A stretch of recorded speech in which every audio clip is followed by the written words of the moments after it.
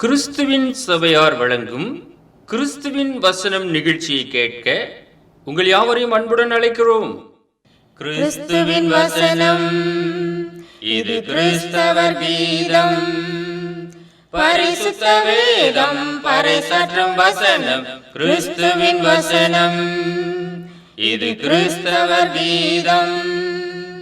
கிறிஸ்துவின் சபையார் வாழ்த்தி வழங்கும் கிறிஸ்துவின் வசனம், இது கிறிஸ்தவர் கீதம்.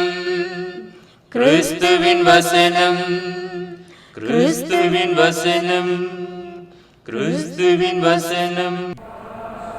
வேதாகம செய்தி நேரத்திற்கு வரவேற்கிறோம். Welcome to the Bible message. அன்பானவர்களே, உங்கள் யாவரையும் நம்முடைய ஆண்டவராய் இயேசு கிறிஸ்துவின் பரிசுத்தமான நாமத்தில் வாழ்த்தி வரவேற்பதிலே மிகுந்த மகிழ்ச்சி அடைகிறோம். இன்றைய நாள் தேவ செய்திக்காக, எது தேவ சித்தம், which is God's will. இன்றைக்கு தேவ சித்தத்தின்படியாக நாம் வாழ வேண்டியவர்களாக இருக்கின்றோம்.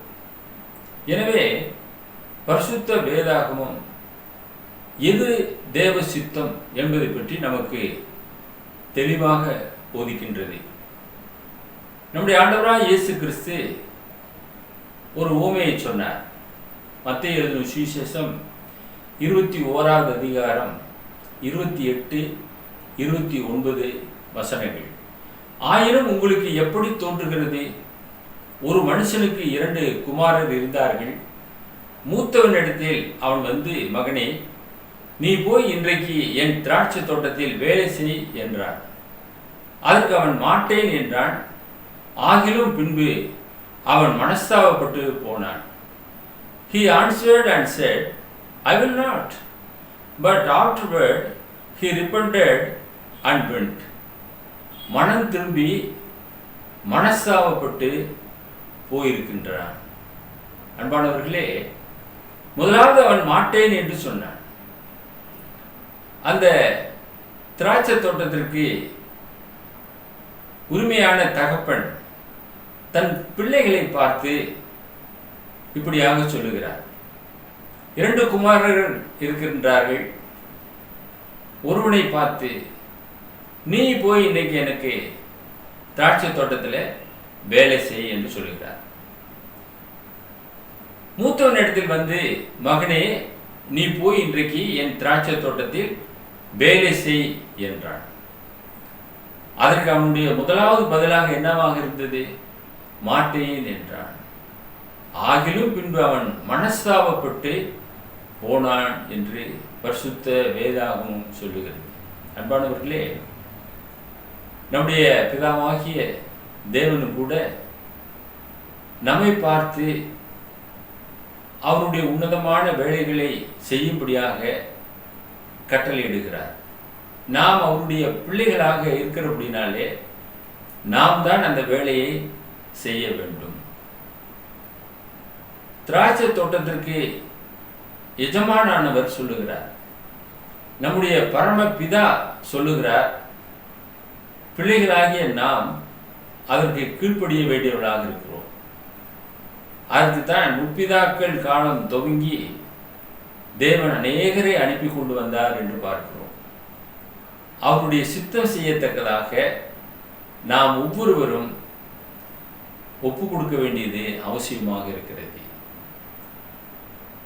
யோவான் எழுதின சுவிசேஷம் 15வது அதிகாரம் 1வது வசனம், நான் மெய்யான திராட்சை செடி, என் பிதா திராட்சை தோட்டக்காரர் என்று சொல்லுகிறார். நம்முடைய ஆண்டவராய் இயேசு கிறிஸ்து அவர் மெய்யான திராட்சை செடியாக இருக்கின்றார். அந்த திராட்சை செடி பிதா ஏற்படுத்தின அந்த தோட்டத்திலே இருக்கிறது. என் பிதா திராட்சை தோட்டக்காரர். அந்த செடியில் இருக்கக்கூடிய கொடிகளாக இன்றைக்கு நீங்களும் நானும் இருக்கின்றோம். நாம் நன்கு கனி கொடுக்க வேண்டும் என்பதற்காக பிதாவாகிய தேவன் அதிகமாக பிரயாசம் கொள்ளுகிறார்.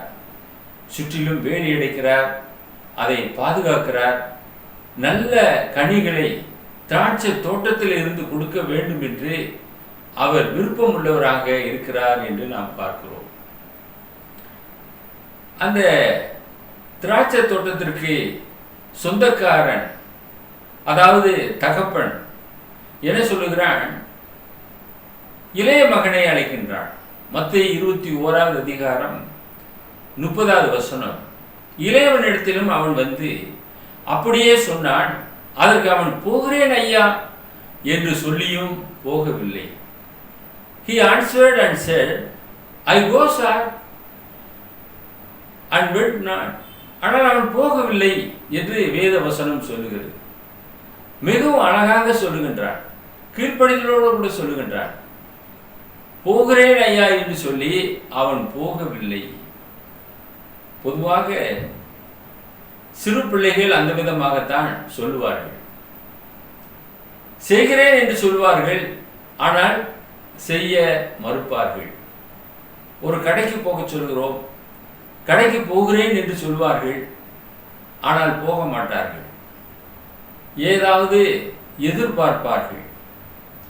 ஆனால் மூத்த பிள்ளைகள் அதற்கு கீழ்ப்படிந்து கடந்து செல்வார்கள். ஆக இங்கே மூத்தவன் மனஸ்தாபப்பட்டு போனான். இளையவனோ போகிறேன் ஐயா என்று சொல்லி அவன் போகவில்லை என்று பார்க்கிறோம். ஏன் அந்த திராட்சை தோட்டத்திற்கு எஜமானானவர், அந்த பிள்ளைகளுடைய தகப்பன் தங்களுடைய பிள்ளைகளை அனுப்புகின்றார்?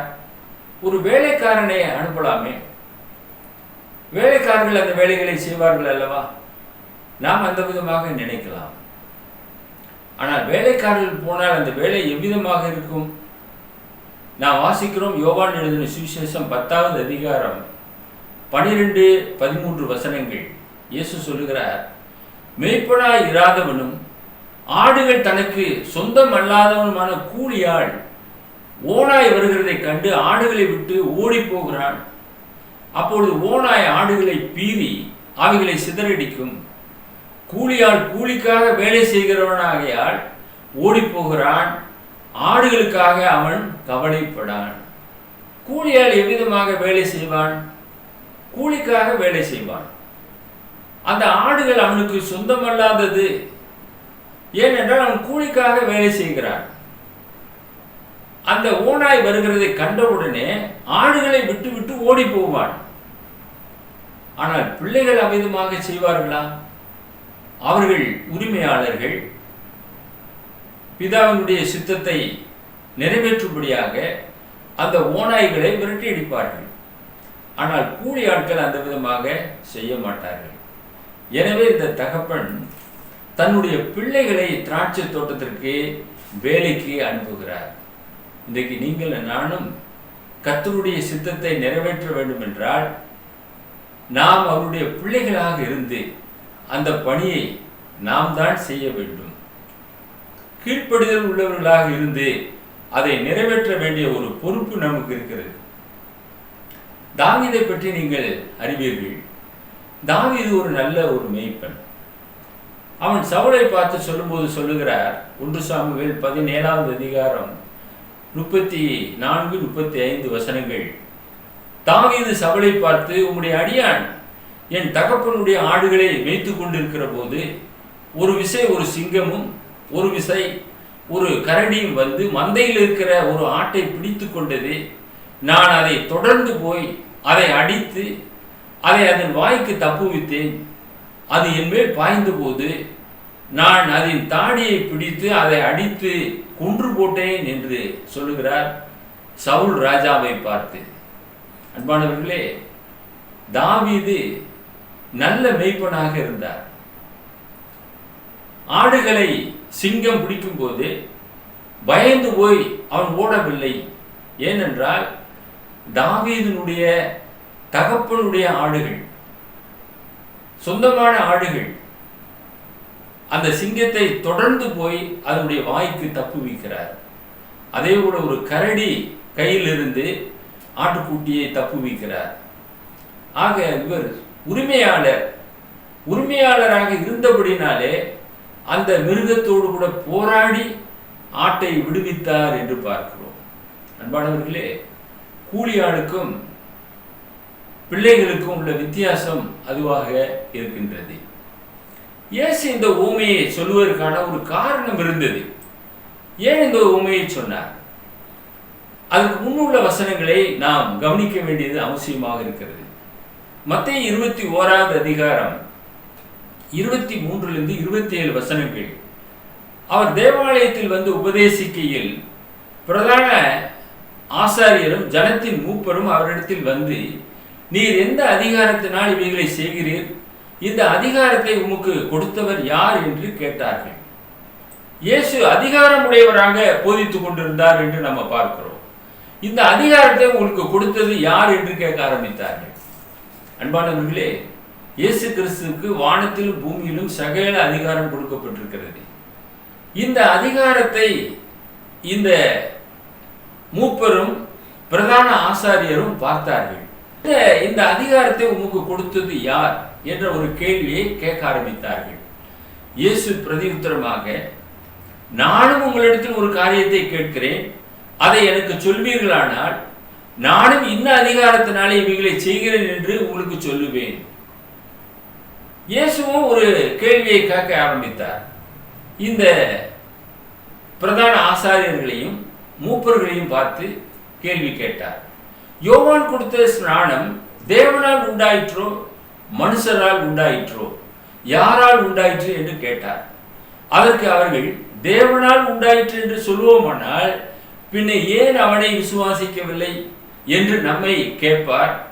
மனுஷரால் உண்டாயிற்று என்று சொல்வோமானால் ஜனங்களுக்கு பயப்படுகிறோம், எல்லோரும் யோவானை தீர்க்கதரிசி என்று எண்ணுகிறார்களே என்று தங்களுக்குள்ளே ஆலோசனை பண்ணி இயேசுவுக்கு பிரதியுத்தரமாக, எங்களுக்கு தெரியாது என்றார்கள். அப்பொழுது அவர், நானும் இன்ன அதிகாரத்தினாலே இவைகளை செய்கிறேன் என்று உங்களுக்கு சொல்லேன் என்றார். நீங்க சொல்லலைன்னா நானும் இன்ன அதிகாரத்தினாலே இதை செய்கிறேன் என்று உங்களுக்கு நான் சொல்ல மாட்டேன் என்று சொல்லிவிட்டார் நம்முடைய ஆண்டவர். யோவான், மனம் திரும்புங்கள், பரலோக ராஜ்யம் சமீபித்திருக்கிறது என்று பிரசங்கம் செய்தார். அதை இவர்கள் ஏற்றுக்கொள்ளவில்லை, அதை விசுவாசிக்கவில்லை. பின்பாகிலும் கூட மனஸ்தாபப்பட்டு ஏற்றுக்கொள்ளவில்லை. அதை தொடர்ந்து இயேசு கிறிஸ்து வந்தார். அவரையும் அவர்கள் ஏற்றுக்கொள்ளவில்லை, விசுவாசிக்கவில்லை. எனவே இந்த காரியத்தை ஆண்டவர் இயேசு கிறிஸ்து சுட்டி காண்பிக்கிறார். ஒரு ஊமையை அவர்களுக்கு சொல்ல ஆரம்பித்தார். இந்த ஊமையை சொல்லுவதற்கான காரணம் என்னவென்றால், இந்த பிரதான ஆசாரியரும் மூப்பரும் அவரிடத்தில் வந்து, எந்த அதிகாரத்தினாலே இதை செய்கிறீர் என்று கேட்டார்கள். பிதாவானவர் குமாரனை உலக இரட்சகராக அனுப்பியிருக்கிறார். அவருக்கு முன்னோடியாக யோவான் ஸ்நானகனை அனுப்பினார். யோவான் ஸ்நானகன் இயேசுவுக்கு முன்னோடியாக அனுப்பப்பட்டவன். இதோ அவருடைய பாதரட்சியின் பாரை கூட அவிழ்ப்பதற்கு நான் பாத்திரன் அல்ல என்று சொன்னவன்.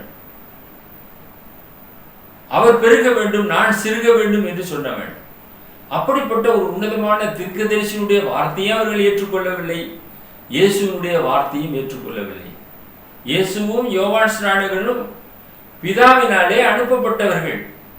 திராட்சை தோட்டத்திலே வேலை செய்யும்படியாக, இந்த பூமியிலே வேலை செய்யும்படியாக அனுப்பப்பட்டவர்கள்.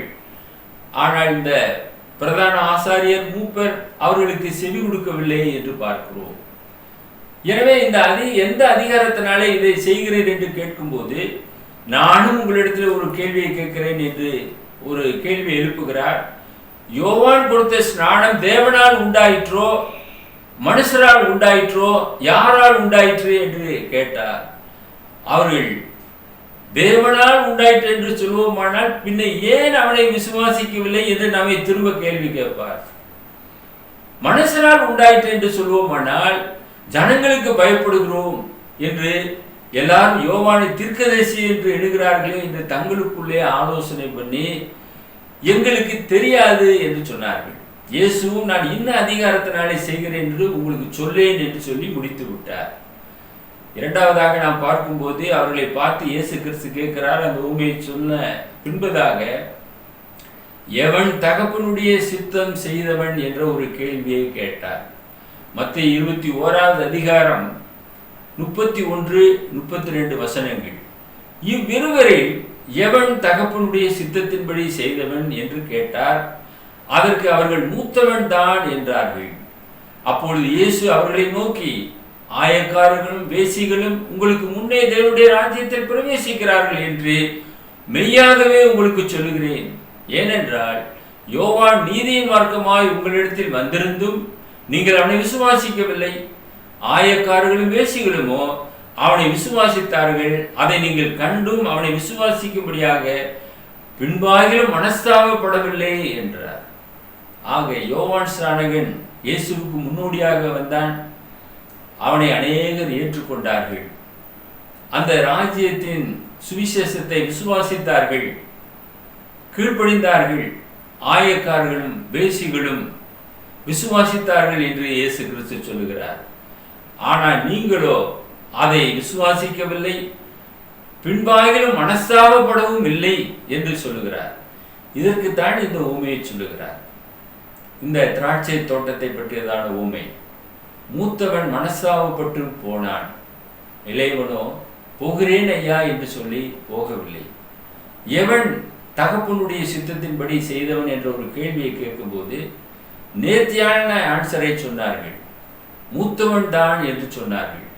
உடனே இயேசு அவர்களை நோக்கி, ஆயக்காரர்களும் வேசிகளும் உங்களுக்கு முன்னே தேவனுடைய ராஜ்யத்திலே பிரவேசிக்கிறார்கள் என்று மெய்யாகவே உங்களுக்கு சொல்லுகிறேன்.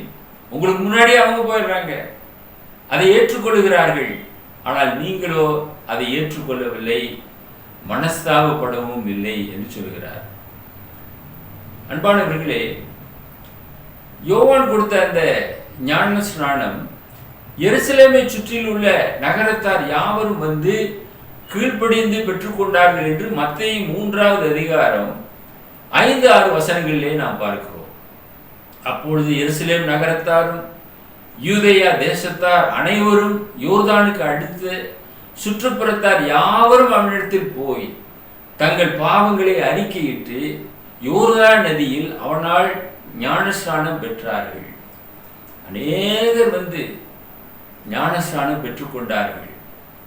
யோவான் ஸ்நானகன் மூலமாக திருமுழுக்கு பெற்றார்கள் என்று வசனம் தெளிவாக சொல்லுகிறது. எருசலேம் நகரத்தாரும் யூதேயா தேசத்தார் அனைவரும் யோர்தானுக்கு அடுத்த சுற்றுப்புறத்தார் யாவரும் அவனிடத்திலே வந்தார்கள். மனம் திரும்புங்கள் என்று யோவான் பிரசங்கம் செய்தார். இயேசுவுக்கு முன்னோடியாக அனுப்பப்பட்டார். நம்முடைய ஆண்டவராய் இயேசு கிறிஸ்து 30வது வயதிலே யோர்தான் நதியிலே யோவானாலே ஞானஸ்நானம் பெற்றுக்கொண்டார்.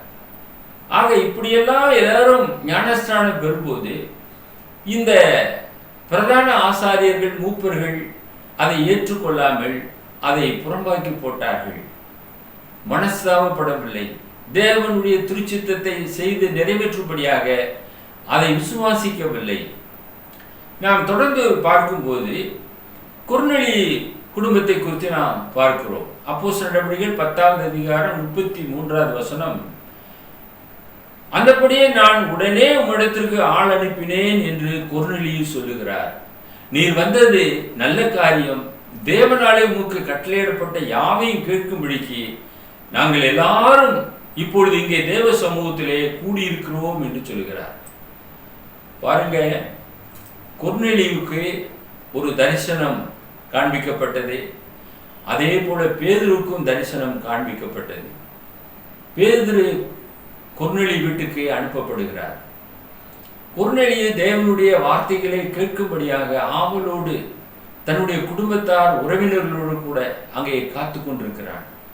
கொர்நேலியும் பக்தி உள்ளவன், தான தர்மம் பண்ணக்கூடியவன். ஆனால் ரட்சிப்பின் சுவிசேஷம் அவனுக்கு தேவை. அப்போஸ்தலனாகிய பேதுரு மூலமாக அங்கே அனுப்பப்படுகிறது. புறஜாதி மனிதனாகிய இந்த கொர்நேலிக்கு சுவிசேஷம் அவசியம். அதை கேட்கும்படியாக அவன் ஆயத்தமாக இருக்கிறான். அங்கே வீட்டுக்கு கடந்து சென்று தேவ சமூகத்திலே எல்லாரும் கூடி வந்தார்கள். பேதுரு சொல்லக்கூடிய வார்த்தைகளை கேட்டார்கள். எந்த ஜனத்தினாலும் அவருக்கு பயந்திருந்து நீதியை செய்கிறவன் எவனோ அவனே அவருக்கு உகந்தவன் என்ற ஒரு பிரசங்கத்தை பேதுரு அங்கே செய்கிறார். கொர்நேலி குடும்பத்தார் முழுவதுமாக சுவிசேஷத்திற்கு கீழ்ப்படிந்து ஞானஸ்நானம் பெற்று ரட்சிப்பை பெற்றுக்கொண்டார்கள். அன்பானவர்களே, இதுதான் தேவனுடைய சித்தத்தை நிறைவேற்றுவது. பிதாவானவர் தம்முடைய பிள்ளைகளை அனுப்புகிறார், திராட்சை தோட்டத்தின் வேலைக்காக அனுப்புகிறார். அப்போஸ்தலனாகிய பேதுருவை அனுப்பினார். சுவிசேஷத்திற்கு உடனே கொர்நேலியு குடும்பத்தோடு கீழ்ப்படுகிறார். சுவிசேஷத்தை ஏற்றுக்கொள்ளுகிறார். அவருக்கு ரட்சிப்பு கிடைத்தது. அந்த குடும்பத்துக்கு ரட்சிப்பு கடந்து வந்தது. இன்றைக்கு நீங்கள் தேவனுடைய சத்தம் கேட்டு சுவிசேஷத்திற்கு கீழ்ப்படுவீர்கள் என்றால் உங்களுடைய ஆத்துமா ரட்சிப்பை சுதந்திரித்துக் கொள்ளும். யோவான் எழுதின சுவிசேஷம் 4வது அதிகாரம் 34 38 முடிய நாம் பார்க்கும்போது இயேசு அவர்களை நோக்கி, நான் என்னை அனுப்பினருடைய சித்தத்தின்படி செய்து அவருடைய கிரியை முடிப்பதே என்னுடைய போஜனமாய் இருக்கிறது என்று சொன்னார். My meat is to do the will of him that sent me and to finish his work. அவருடைய சித்தத்தை நிறைவேற்றுவதான் அவருடைய போஜனமாக இருந்தது என்று ஆண்டவராய் இயேசு கிறிஸ்து இங்கே குறிப்பிட்டிருக்கிறார்.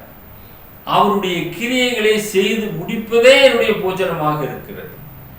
தேவனுடைய சித்தம் செய்கிறவராக வானத்திலிருந்து இறங்கி வந்தார் நம்முடைய ஆண்டவராய் இயேசு கிறிஸ்து. ஜீவ அப்பம் நானே என்று சொல்கிறார். அவர் பிதாவின் சித்தத்தின்படியாக ஒவ்வொரு நாளும் வாழ்ந்தார். 33 ஆண்டுகள் தேவனுடைய சித்தத்தை செய்து நிறைவேற்றினார். ஒரு மூத்த குமாரன் செய்ய வேண்டிய வேலையை அவர் இந்த பூமியிலே செய்து நிறைவேற்றினார். நீங்களும் நானும் பிதாவாகிய தேவனுக்கு குமார குமாரத்திகளாக இருக்கிறோம். நம் எல்லோருக்கும் மூத்த குமாரனாக இயேசு கிறிஸ்து இருக்கிறார். அவர் இந்த திராட்சை தோட்டத்திலே வந்து பிதா ஏற்படுத்திய இந்த தோட்டத்திலே தேவனுடைய சித்தத்தை செய்து நிறைவேற்றினார். அது அவருடைய போஜனமாக இருந்தது. முதலாவது ஆதாம் உண்டாக்கப்பட்டான். பிந்தி வந்த ஆதாம் ஆண்டவராய் இயேசு கிறிஸ்து. முந்தி வந்த ஆதாம் பாவத்தை ஜனங்கள் மத்தியிலே விதைத்து விட்டு கடந்து சென்றான். பிந்தி வந்த ஆதாம் ஆண்டவராய் இயேசு கிறிஸ்து ஜனங்களிடத்திலே தேவனுடைய வசனங்களை விதைத்து விட்டு கடந்து சென்றார். அந்த விதை கிறிஸ்துவின் வசனம் உங்களை உயிர்ப்பிக்கக்கூடியதாக இருக்கிறது. உங்களை பரலோகத்திற்கு கொண்டு செல்லக்கூடியதாக இருக்கிறது. தேவ சித்தம் செய்யக்கூடியதாக இருக்கிறது. அந்த வசனத்திற்கு நீங்கள் நானும் கீழ்ப்படிய வேண்டும். ஆண்டவராய் இயேசு கிறிஸ்து பிதாவின் சித்தம் செய்கிறவராக ஒவ்வொரு நாளும் இருந்தார் என்று பார்க்கிறோம். முடிய சித்தத்தின்படியே ஆக கடவுள் என்று ஜெபம் பண்ணினார். இன்றைக்கு நீங்கள் நானும் இவ்விதமாக நாம் ஜெபித்துக் கொண்டிருக்கிறோம். பிதாவின் சித்தத்தை நாம் நிறைவேற்றுகிறோமா? எல்லா வேலைகளுமே நாம் தான் செய்ய வேண்டும். சபையை வழிநடத்த வேண்டும். ஏன் கூலிக்காக ஒரு போதகனை நாம் போட வேண்டும்? அந்த சபையிலிருந்தே ஒரு நபர் உருவாகலாமே. அந்த சபையில் எத்தனையோ குடும்பங்கள் இருக்கிறார்கள். அந்த குடும்பங்களில் இருக்கக்கூடியவர்கள் ஏதாவது ஒரு முயற்சி எடுத்து அந்த பிள்ளைகளை அந்த விதமாக பயிற்றுவித்து அங்கே ஒரு போதகனாக அவர்களை நியமிக்கலாமே. ஏனென்றால் அவர்களுக்கு தான் தெரியும் அந்த சபை எப்படிப்பட்டது, அது எப்படி உருவானது என்று அவர்களுக்கு தான் தெரியும். சண்டே கிளாஸ்ல இருந்து வளர்ந்திருப்பார்கள். புதிதாக யாரோ ஒரு நபரை அந்த சபையில ஒரு போதகராக போடுவோம் என்றால் அவர் கூலிக்காக வேலை செய்யக்கூடிய மனிதனாக மாறுவார். யோசுவாவை தேவன் தெரிந்தெடுத்ததனுடைய நோக்கம்தான் என்ன? எகிப்திலே அடிமைத்தன வாழ்வில் இருக்கும்போது யோசுவாவும் அங்கே இருந்தார். அங்கே புறப்பட்ட காலம் முதலாக கானானுக்கு வரும் வரைக்குமாக விசுவாசத்திலே உறுதியாக இருந்த ஒரு நபர்களிலே அவரும் ஒருவர். எனவே அவர் தேர்வு செய்யப்பட்டார். பிதாவாகிய தேவன் தம்முடைய திராட்சை தோட்டத்திற்கு வேலையாட்களை அனுப்பும் போது பிள்ளைகளை அனுப்புகிறார். பிள்ளைகள் தான் உரிமையாளர்கள். உறுதியாக இருந்து வேலைகளை சிறப்பாக செய்வார்கள். எனவே நீங்கள் நானும் அவருடைய பிள்ளைகளாக இருக்கிறோம். அவருடைய திராட்சை தோட்டமானது பறந்து விரிந்து கிடக்கிறது. அறுவடை மிகுதி ஆளோ இல்லை. நீங்கள் நான் தான் அறுவடை செய்ய வேண்டும். எனவே எல்லா வகையிலும் நீங்கள் கற்றுக்கொள்ளுங்கள், பயிற்சி எடுங்கள். இந்த தொலைக்காட்சி நிகழ்ச்சி இன்னும் அநேக ப்ரோக்ராம் நாங்கள் பண்ணி கொண்டிருக்கிறோம். Magazine, world evangelism Bible school, gospel meeting, sisters fellowship meeting, preachers fellowship meeting, இப்படி அநேக கூட்டங்களை நாங்கள் நடத்துகிறோம். அதற்காக நானும் என்னுடைய மனைவியுமாக சேர்ந்து உழைக்கிறோம். இந்த வேலைகளை நாங்களே கற்றுக்கொள்கிறோம். நாங்களே தொலைக்காட்சி நிகழ்ச்சிகளை தயார் செய்கிறோம், ஷூட் பண்ணுகிறோம், எடிட் பண்ணுகிறோம், கம்போசிங் பண்ணுகிறோம், மேகசின் ஃபுல்லாக PDF வரைக்குமாக எல்லா வேலைகளுமே நாங்கள் செய்து முடிக்கிறோம். யூடியூப்ல அப்லோட் பண்ணுகிறோம். இன்னும் அநேக காரியங்கள். எதற்காக சொல்கிறேன் என்றால், கர்த்தருடைய வேலையை நாமே செய்யும்போது அதை சிறப்பாக செய்யலாம், தப்பு இல்லாமல் செய்யலாம், தேவனுக்கு பிரியமானபடி செய்யலாம். கூலிக்காக ஒருவரை நாம் நியமிக்கும் போது அவர் சரியாக செய்வார் என்று நாம் எதிர்பார்க்கவே முடியாது. அவர் கூலிக்காக செய்வார், அதுவும் நினைத்த நேரத்தில் வரமாட்டார், அவர் போய்விடுவார். எனவே நாம் எதிர்பார்க்கிறபடியாக தேவனுடைய சித்தத்தை நிறைவேற்றும்படியாக செய்ய முடியாது. நாமே செய்யும் என்றால் அதை சிறப்பாக நாம் செய்யலாம். எனவே நீங்கள் உங்களுடைய பிள்ளைகளை பயிற்றுவியுங்கள். 35வது வசனம், நீங்கள் பிரயாசப்பட்டு பயிரிடாததை அறுக்க நான் உங்களை அனுப்பினேன். மற்றவர்கள் பிரயாசப்பட்டார்கள், அவருடைய பிரயாசத்தின் பலனை நீங்கள் பெற்றீர்கள் என்றார். அன்பானவர்களே, விதைக்கிறவர் அறுக்கிறவர், இரு நபர்களை நாம் பார்க்கிறோம். இந்த இருவருமே தோட்டத்திலே வேலை செய்யக்கூடியவர்கள். விதைத்தால் தான் அறுவடைக்கு பயிர்கள் தயாராகும். ஆக முதலாவது விதை விதைக்க வேண்டும். விதை விதைக்கிறார்கள், சுவிசேஷ வேலையை செய்கிறார்கள், நல்லா விளைந்திருக்கிறது. அறுக்கிறதுக்கு ஆட்கள் வேண்டும். அப்ப அறுப்புக்கு விளைந்திருக்கிறது என்று உங்கள் கண்களை ஏறெடுத்து பாருங்கள் என்று சொல்லுகிறார். ஆக விதைக்கிறவனும் அறுக்கிறவனுமாக இருவரும் ஒருமித்து சந்தோஷப்படத்தக்கதாக அறுக்கிறவன் கூலியை வாங்கி நித்திய ஜீவனுக்கான பலனை சேர்த்துக் கொள்ளுகிறான். அறுக்கிறவன் சந்தோஷத்தோடு கூலியை வாங்குகிறான். ஆக விதைக்கிறவன் ஒருவன், அறுக்கிறவன் ஒருவன் என்கிற மெய்யான வழக்கு சொல் இதனாலே விளங்குகிறது. நீங்கள் பிரயாசப்பட்டு பயிரிடாததை அறுக்க நான் உங்களை அனுப்பினேன். விதைக்கிறவன் ஒருவன், ஆனால் அறுக்கிறவர்கள் நாம் கடந்து செல்கிறோம்.